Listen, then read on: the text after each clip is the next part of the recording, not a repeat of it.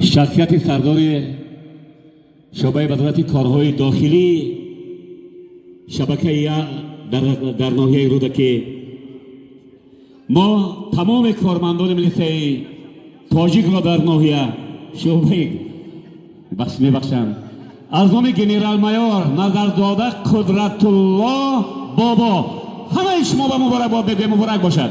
و حالا افتخارنامه شعبه وزارت کارهای داخلی رقم 1 به خیرالدین جلالزاده تقدیم می‌گردد. شعبه 1 وزارت کارهای داخلی جمهوری تاجیکستان در ناحیه رودکی.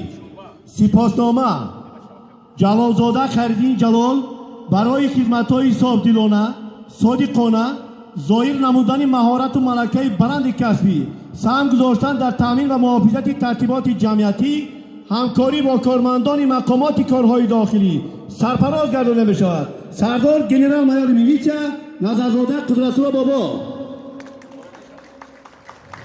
مبارک باشد. مبارک باد.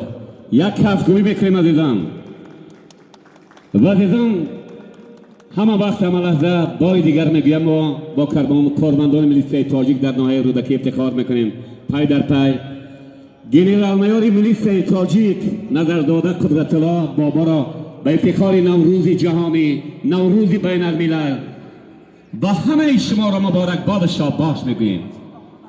محترم سردار، صد شکر خدا گوییم، صد شکر شما گوییم، با صد نیت و ایمان نوروز مبارک باد. مبارک باشد محترم گنرال، مبارک باشد. و